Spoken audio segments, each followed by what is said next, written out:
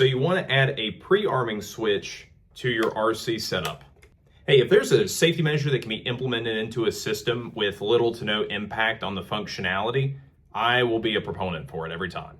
If you already know what arming and pre-arming is, and you're just here to see how I implemented this into EdgeTx, I put timestamps in the video, so feel free to skip ahead. Now, for those of you that don't know what arming or throttle hold, throttle cut is, arming is for drones and digital control links with dynamic power. Throttle cut off is for traditional RC planes, and throttle hold is for traditional helicopters. For the purposes of this video, just know that all of those things functionally are the same in the sense that what they do is they get the propellers spinning on the aircraft. Now, since you're watching this video and you're watching this for EdgeTx, I'm going to make the assumption that you're flying a drone. So for the rest of this video, I'm going to refer to all those things just under the general blanket of armed. Just know that the pre-arm logic that I'm going to cover in this video also covers for the throttle cut and the throttle hold functions as well.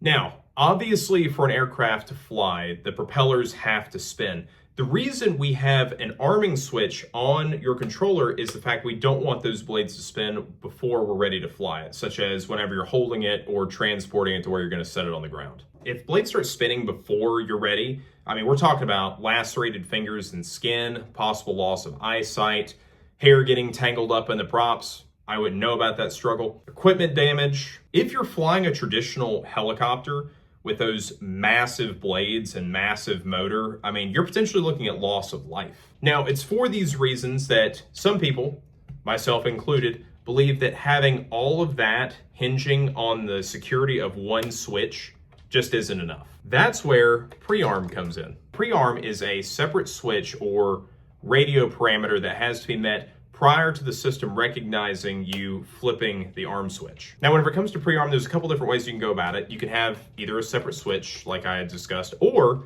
what you can do is you can have the control surface switches in a certain orientation, such as the throttle being at 0 prior to the aircraft allowing you to arm. And I'll cover how to do that logically in the next video. Now, the most common pre-arm switch is going to be the Momentary switch, specifically SH on the Radiomaster TX16S. This spring-loaded switch adds an extra layer of protection by essentially alleviating the threat of accidental switch flipping, such as what you might have with your arming switch. Okay, so we've established that we want pre-arm to be on a physical momentary switch. There are two different ways that you can go about doing this. You can either do it using radio logic or the flight controller. If you're flying a drone or any other aerial vehicle running a flight controller, doing Betaflight, iNav, ArduPilot, one of the options you have as a flight mode is pre-arm. There is an advantage of using flight controller software pre-arm. If your radio has a glitch or it has a logic failure,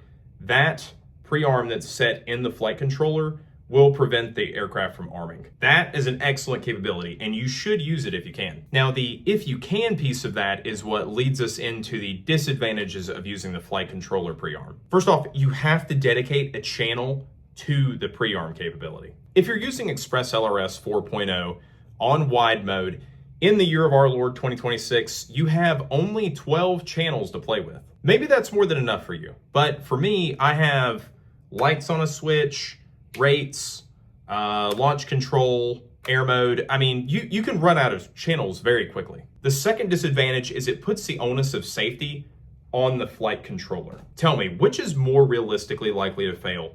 Your $300 radio that lives and operates in your hands, or the fingernail-sized $50 chip that's constantly being thrown around, vibrated, beaten, and under a constant workload? Yeah, given the fact that I've never had this fail, I'm gonna put my faith in the radio. So what does pre-arm look like in EdgeTx 2.12? What I have here is the standard EdgeTx radio using ELRS control link flying a Betaflight or iNav aircraft. Channels 1 through 4 here are aileron, elevator, throttle, and rudder, which is standard for Betaflight and iNav. And then I have channel 5, which is arming, which is standard for ELRS. Now, I'd like to draw your attention to channel 3 and channel 5 here. They are both outputting negative 100%. Channels 1, 2, and 4 are outputting as normal, even though channel 5 is disarmed. That's what we want for these outputs to be free while disarmed. It's good for pre-flight checks. If you're flying a plane or wing and doing control surface checks, or if you're flying a traditional heli and doing a blade pitch check, you do want to do these pre-flight checks prior to arming. So this is good radio output behavior. Now, for the purposes of this video, I have the arming switch on SF, this 2-position switch, and I have the pre-arm on this Momentary SH switch. While I do think that SH is the best switch for pre-arm, I don't believe SF is the best for the arming switch. Personally, I prefer SB switch with sticky 2-position logic for my arming. If you want to see how to set that up, you can check out my last video. I'll link that here. I'm also going to make a video here soon on radio switchology theory and why I think that the arming switch is better on the SB switch. But for the purposes of this video, and just to help you better understand the logic behind this pre-arm, arming is going to be on SF. Now, if you look here, as I flip the arm switch, nothing changes on our outputs. The throttle and arm both stay at negative 100%. Now, if I switch and hold the momentary pre-arm switch and then flip the arm switch, you'll now see channel 5 go positive. And you'll also see that I now have full channel 1 through 4 outputs live. This is you armed and flying. All right, we're flying, we're coming in for a landing, throttle's down. We want to stop the props from spinning. We're going to switch the disarm switch back to the rear position, and now you're going to see channel 5 go to negative 100.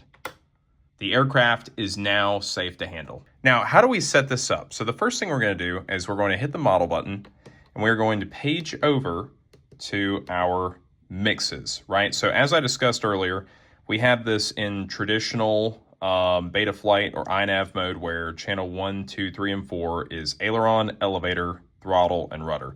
Now channel 3 is the throttle, right? So that's the spinning propellers channel, right? So we're just going to take mental note of that because we're going to use it here in a sec, right? So we're going to go ahead and continue paging over to our logical switches.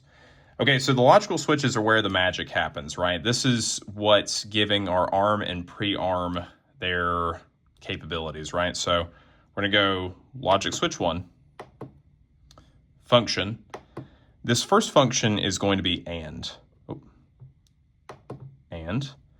Variable 1 is going to be our pre-arming switch, right? So we're gonna get our SH up here, flip that forward. So variable 1 is SH forward. Okay, variable 2 is going to be SF forward, right? So here we go, SF forward. This logic switch is complete. So we're going to go back. We're going to make a second logic switch 2. Now this logic switch is going to become our arming command switch. And you'll see what I'm talking about here in a second, right? So logic switch 2, function. This one is going to be sticky. So we're going to scroll to the bottom here.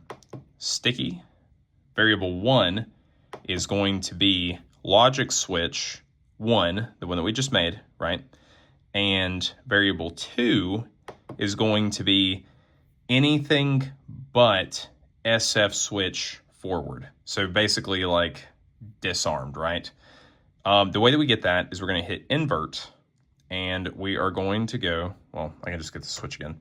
Switch it forward, SF forward, there we go. Select that. And you know it's anything but because, or inverted, whenever it has the exclamation mark in front of it.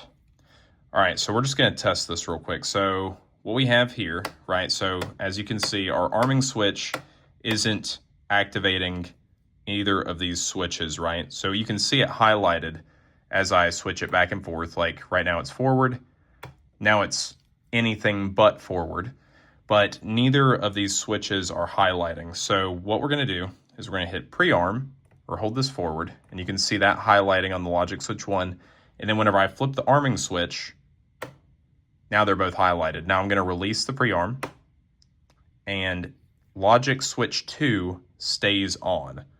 Now what that means is essentially logic 2, this sticky switch here, has become our arming switch. Okay, so with that, we're gonna page over to the next one. We're gonna go to, we are going to go over to special functions.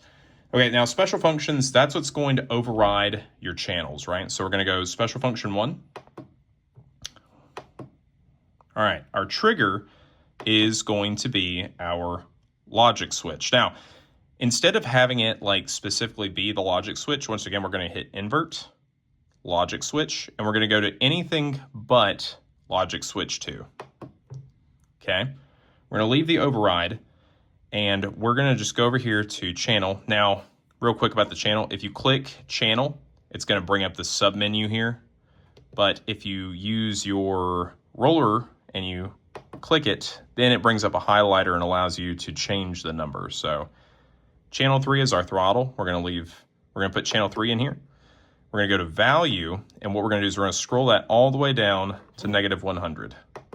And what that's going to do is that's going to, anytime that the controller is not armed or anything other than logic 2, it's going to output a value of -100% on channel 3. Okay, so that's enabled. Now the next one we're going to do is we're going to do the same thing, except we're going to have it override channel 5, which is going to send the disarmed signal. So we're going to go SF2, trigger, same thing, invert, logic switch, logic 2, override, channel 5 is our arming channel, value, -100.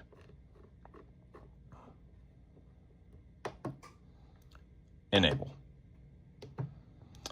All right, now this next special function this is optional, but I like to have an audio tone associated with the arming. So what we're going to do is we're going to hit SF3, trigger. Now this time we just want it to be logic switch 2, right? Not the inverted. So I'm just going to hit logic switch, logic 2. Instead of override, we're going to go to play track, value, and we're just going to look for arm. Oh, scroll past it. Armed. There it is. Cool. And enable. Armed. Nope, still have it armed. We can just test it real quick. So I'm just going to go ahead and flip the disarmed. All right, so you can see special functions 1 and 2 have it in the disarmed mode. So we're going to go pre-arm, arm. Armed. Just like that. Cool, so that's working. Now, the next thing we're going to do is we're going to go over here to our mixes. You can either hit page back or click over here. And we're going to roll down here, and we're going to make channel 5 arming channel. Channel 5. Name, we'll call this arm channel. Okay.